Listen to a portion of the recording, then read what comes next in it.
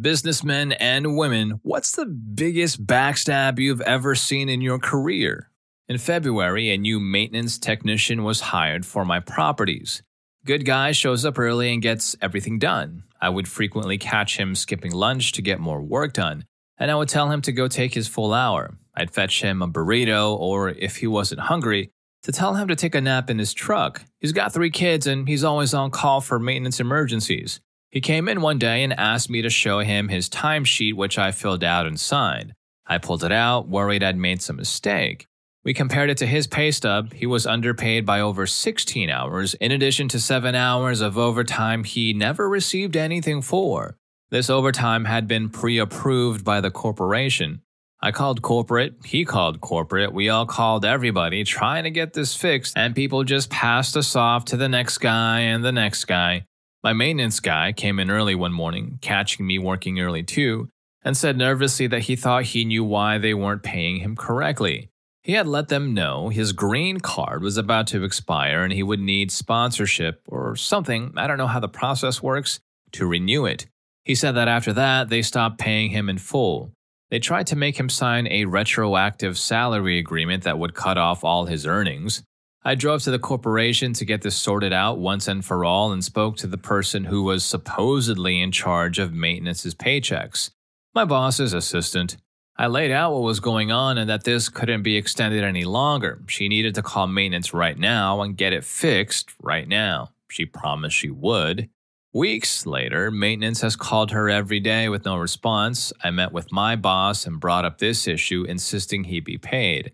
My boss wasn't the least bit interested in getting him paid, but she laid out how it's my responsibility and how my fault it is, and if he takes the company to court, it's me who'll be in trouble. I told her how I'd submitted the correct timesheet on time, but the pay didn't match. I told her about the daily phone calls. I called in her assistant, who entered pale as snow, and stuttered that she'd never heard of anything about it. My boss declined to pay the maintenance tech, stating it was my problem now. I have no ability to pay anyone. I'm not in charge of payroll, and I don't even get petty cash. Apparently, I was going to be used as their liability sink after they refused to pay an employee. And that's when I quit 2 days ago. They said for my final month's pay, they're sending me a check for $6.67. Oof, now there is a double whammy. Not sure what can be done for someone whose green card is expiring or expired, but surely OP can get some kind of legal retribution as a US citizen, right? Lawyers, if you can spare a minute, please drop your 2 cents in the comments below and help out the community because, just in case we all find ourselves in the same shoes. Story 2. Here are a few. I have hundreds of these. I was in the office of my boss at the time whose wife called him. Over the course of general chit-chat, I heard her ask if he'd told woman X she was being gotten rid of yet. The woman was fired a week or so later. The manager was so incompetent he got the woman's start date wrong. He falsely assumed he'd be doubly shafting her by getting rid of her in their probationary period, but she was already beyond that. A variety of people have been made redundant in offices I've worked in, and most other people will stop talking to them as soon as they find out for fear of their own jobs. The people being made redundant are shunned.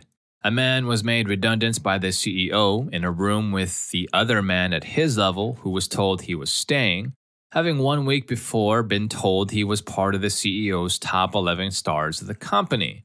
A manager got rid of a temporary worker with a narrative that she was a mischief maker, etc., when the true narrative was that he's a tippler who had been making inappropriate advances toward her and trying to create problems in their relationships for a year. He later tried to get her fired from her other job by spontaneously contacting her new manager with the lies he'd previously told. I've known people realize that they were being made redundant by a sudden loss of computer access or not being able to get into a building anymore.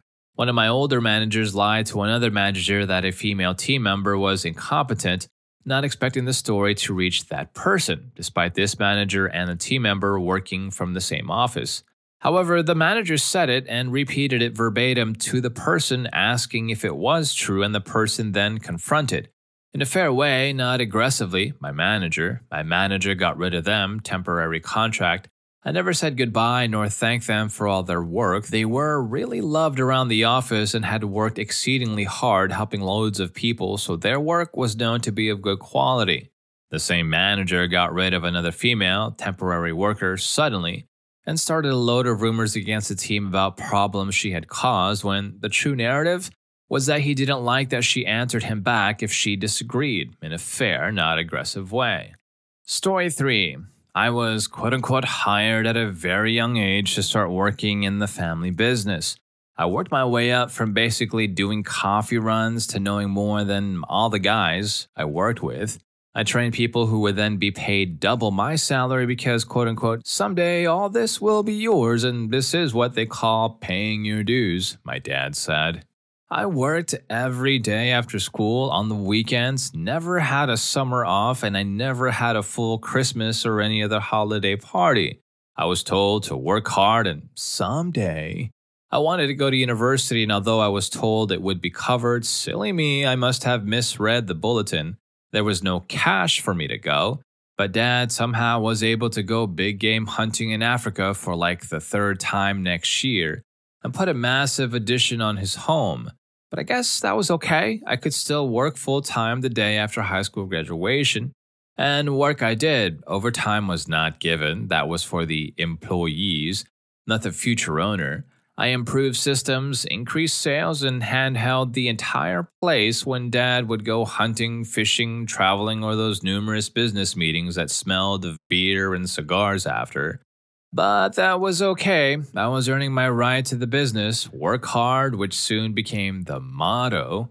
20 years go by. I was 32 at the time, and it's a damn good time to take over the business. He knows it. I was underpaid for 20 years, never had a real holiday, gave up university, sacrificed pretty much everything, and it was time. So Dad decided that weekend to talk to the competition, and he sold the business to them. Within 2 weeks, I was unemployed. He told me, though, that he put a good word in with the new owners and said I would still have a job. Then he paid me the exact penny, by law, what he owed me, and complained that it sure was a lot of money. Every time I bring it up, he tells me, "You were lucky to have a job. What are you complaining about all this time?" Oh, and the new owners never heard a word about hiring me. They had enough people, it seems. Holy crap, this has got to be the most messed up story of the whole bunch in this video. Like, I'm sure there are some stunners after this one, but because this was family and OP was putting up with all of that, overworked and underpaid for 20 years, only to find themselves unemployed at 32 because family? That's a slap on both sides of the face. Story 4. A year ago, I started a wholesale company with my quote-unquote best friend, while I was working for him at his retail B&M at the same time. We started off venturing into shops, making sales, picking up accounts. We then began doing trade shows where we started landing distribution deals. I then started running Instagram marketing campaigns that were viewed by over 500,000 industry consumers and leaders. My campaign got us connected to distributors and retailers around the world. We somehow managed to become international businessmen overnight. Our products were being sold in countries like Malaysia, the United Kingdom, Kuwait, Guam, and Canada, and we're still growing very fast domestically.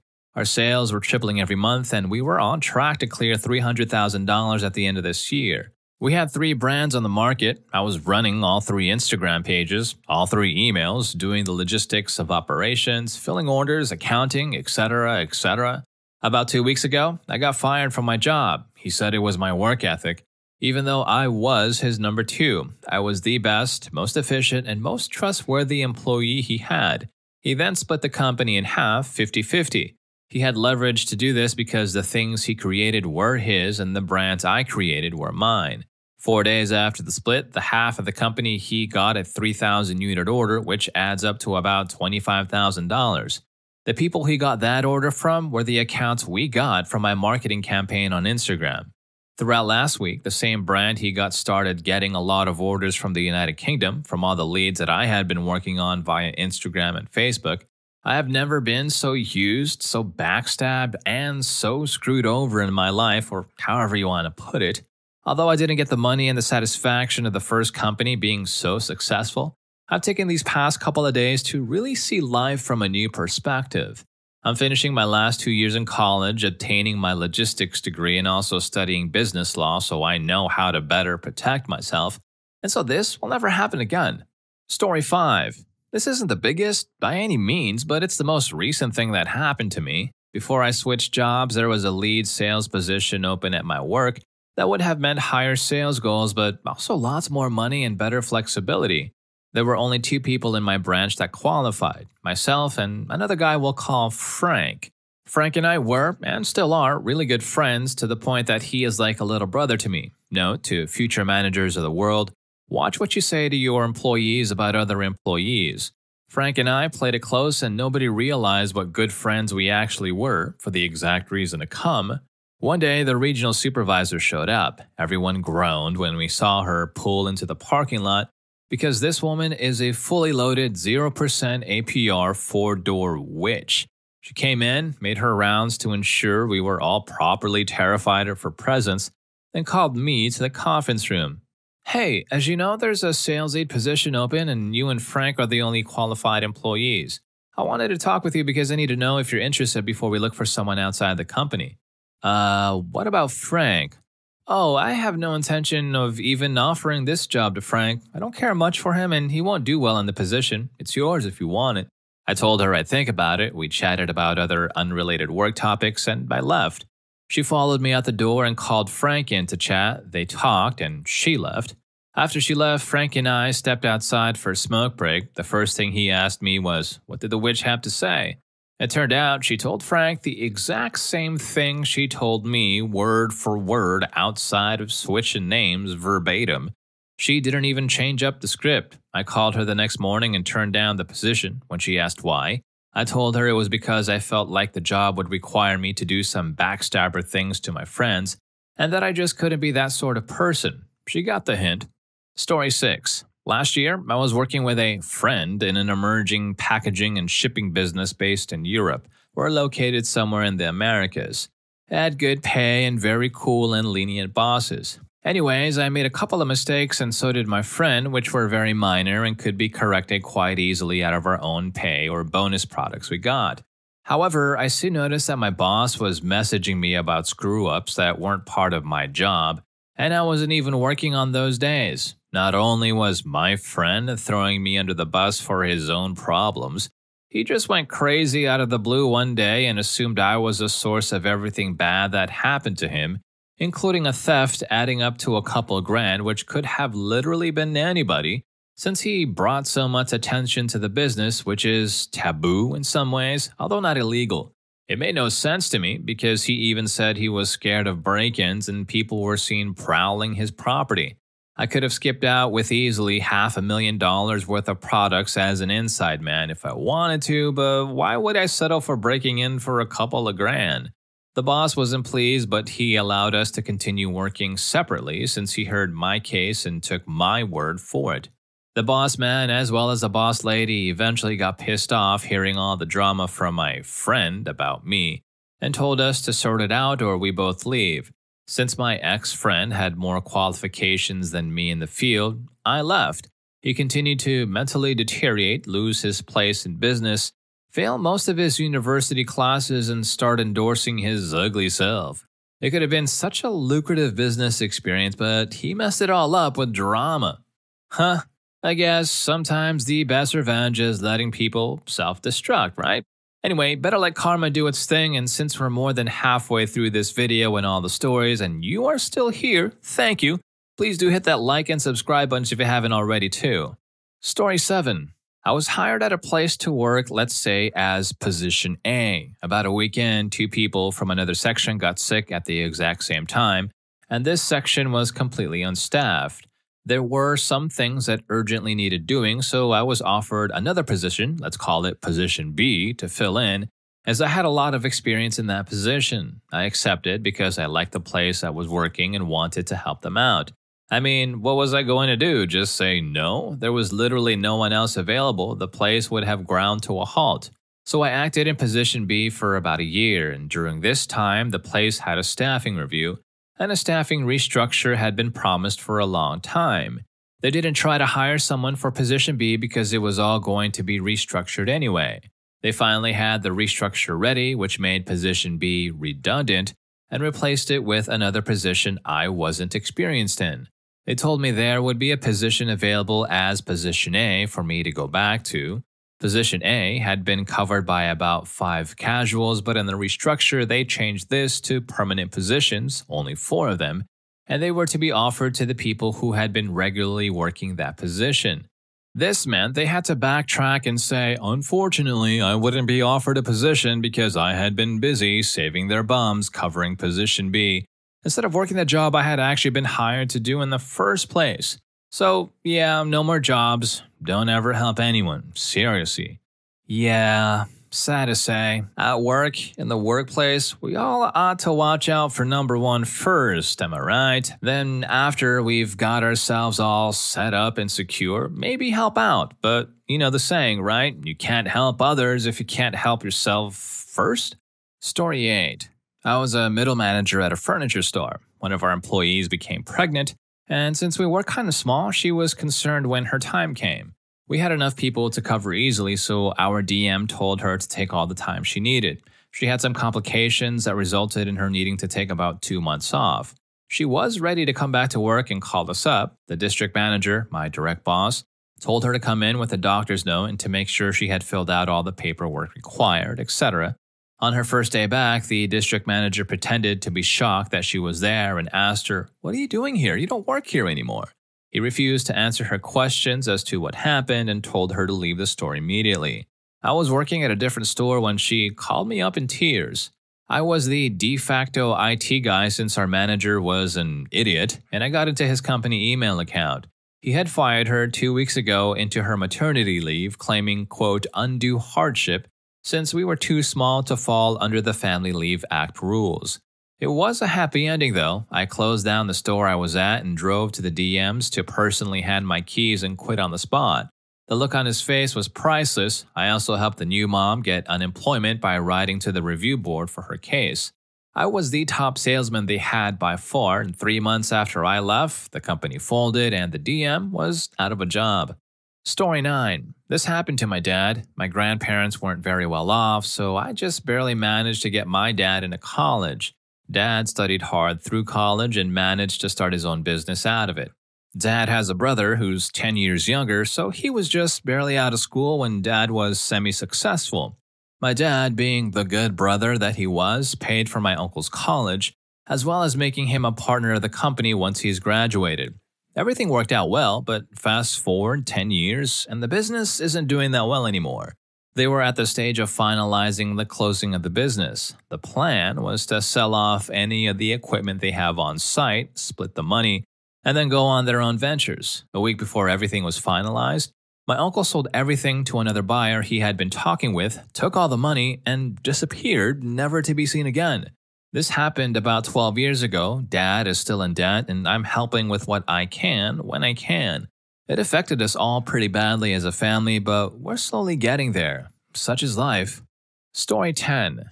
My work best friend, another nurse, tried to get me fired for not finishing a routine, non-essential nursing task while I was short-staffed and training a new nurse one day, and taking care of patients, charting, answering phone calls, calling in med refills, etc. at a busy inner-city clinic. He was depressed and miserable, a serial job hopper, and went directly to our manager to quote-unquote tell me about not getting this done. I honestly can't remember what it was, maybe not calling a couple of patients back that day for non-emergent situations. I got called into the medical director and nurse's manager office where they sat expectantly waiting for some sort of confession. I simply said, "I'm sorry, I prioritized and triaged the essential and non-essential duties yesterday because we were busy and I was training the new nurse." The quote-unquote best friend ended up leaving that job within a few weeks and has since had at least 10 other jobs in 10 years. He's also a serial Facebook profile deleter and returner, you know the type. That's not an extreme example, but I do think that sort of backstabbing happens all the time in the professional world. Lots of people will gladly knock their peers down a notch if it means making themselves look better to management. Story 11. My mother got a job at a high-end marina and was paid very, very well. When she got there, she was doing accounting work, and for the next few months, all I heard was about how all the finances were in shambles and how nothing made any sense. Welp. After months of straightening everything out, my mom finds what looks to be a paper trail and discovers around $5,000 missing from the marina. My mom had suspicions that it was her boss who, just before she got hired, bought a truck and a plow, and the said boss apparently was keeping tabs on everything my mother was doing, and fired her before she could sound the alarm to her boss's boss. She ended up reporting her boss post-termination anyway, and I was told she wasn't welcome back. Story 12. I work in sales, and a coworker and I noticed this new guy was doing extremely well, and we couldn't figure out why. We did some digging, and in summary, we concluded he was embezzling. We went to a manager to look into it, and his response was, "You're just jealous because he's doing better than you." We found more evidence and convinced them to look into it, where they found he was stealing thousands of dollars. When we went back to that manager, he took the credit and said, "We're looking into it long before you brought it to our attention." No, you weren't, jerk. You just didn't want to admit you were wrong, and you probably cost the company thousands by ignoring it. LOL, backstab from the front with a full frontal snarky half-truth criticism, and then again from the back with a lie. Story 13. We had the most amazing secretary. She'd do anything for anyone. She would always bake cupcakes for someone's birthday and bring them to their desk on their birthday. She'd have headache tablets, chocolates, and mints at her desk, and she would always take time out to talk to you if you had a grievance with someone or something, and it would never go further than her. She'd leave little notes with your paperwork with cute smiley faces and would go the extra mile when making new friends with new employees. Every client we had would always say how amazing she was, and we'd all agree that she was a wonderful person. Head office fired her for a younger, prettier, thin model who one of them was involved with. Ugh. Story 14. I was fresh out of college and not finding a job in my field, so I took a secretarial position to pay the bills. While there, we got a new system that changed the way reports were being generated, so I did some work in Access and made the forms function really nicely, which saved us a lot of time in the long run. A couple of weeks later, my boss and I are having a quote-unquote casual lunch with some of the tech people, and I'm thinking this is the perfect time to network. The techie people said that they heard our office created a nice system for the reports, and my boss sat there and took credit for the whole thing. Alright, so after going through all of these stories, I only have one thing to say. Everyone in the business world, you better watch your back. And if you love hearing more tales from toxic workplaces, go ahead and click on the next video. What's the worst thing an employer did to you? Story 1 is a political mess. I'd never want to see myself caught in something like that. I'll see you there, and thank you for watching this one.